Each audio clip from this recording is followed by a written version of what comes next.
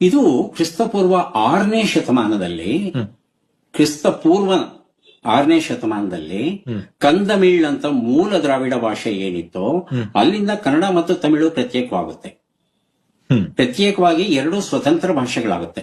ಕ್ರಿಸ್ತಪೂರ್ವ 3ನೇ ಶತಮಾನದ ಹೊತ್ತಿಗೆ ಕನ್ನಡ ಸಂಪೂರ್ಣ ಆಡು ಭಾಷೆ ಸ್ವತಂತ್ರ ಭಾಷೆಯಾಗಿರುತ್ತೆ. ಆದರೂ ಕನ್ನಡ ತಮಿಳು ನಡುವೆ ಕೊಡುಕೊಳ್ಳುವಿಕೆ ಇರುತ್ತೆ.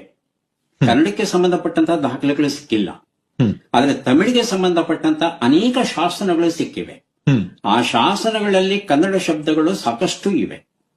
ಇರಾವಂತಂ ಮಹಾದೇವನ್ ಅಂತ ಬಹುದೊಡ್ಡ ವಿದ್ವಾಂಸರು, ತಮಿಳು ಭಾಷೆಯವರು, ಅವರೇ ಹೇಳಿದ್ದಾರೆ, ಅವರೇ ಹುಡುಕಿ ಕೊಟ್ಟಿದ್ದಾರೆ. ಇವೆಲ್ಲ ಕನ್ನಡದ್ದು ನೋಡಿ ತಮಿಳಲ್ಲಿದೆ. ಯಾಕಂದ್ರೆ ಕೆಲವು ಗಡಿ ಪ್ರದೇಶಗಳು ಬರುತ್ತೆ. ಆ ಗಡಿ ಪ್ರದೇಶದಲ್ಲಿ 2 ಭಾಷೆ ಮಾತನಾಡೋ ಜನ ಇರ್ತಾರೆ.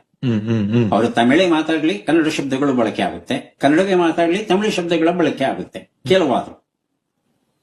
ಹೀಗೆ ಈ ಕನ್ನಡ ಭಾಷೆ ಸುಮಾರು 2,500 ವರ್ಷಗಳಿಂದ ಇವತ್ತಿನವರೆಗೂ ಉಳ್ಕೊಂಡು ಬಂದಿದೆ ಅಂದ್ರೆ ಅದರಲ್ಲಿ ಒಂದು ಅಂತಸ್ತತ್ವ ಇರಲೇಬೇಕಲ್ವಾ? ಇಲ್ಲದೆ ಇದ್ರೆ ಇಷ್ಟು ದಿವಸ ಎಂತೆಂಥ ಭಾಷೆಗಳು ನಾಮಾವಶೇಷ ಹೋಗಿದೆ. ಅಕ್ಕಾಡಿಯನ್ನು, ಬ್ಯಾಬಿಲೋನಿಯನ್ನು, ಈಜಿಪ್ಷಿಯನ್ನು, ಯಾವ ಭಾಷೆನೂ ಇಲ್ಲ. ಇವತ್ತು ಕನ್ನಡ ಉಳ್ಕೊಂಡಿದೆ. ನಮ್ಮೂರ್ ಎಕ್ಸ್‌ಪ್ರೆಸ್, ನಿಮ್ಮ ಸುದ್ದಿಯ ಜೊತೆಗಾರ.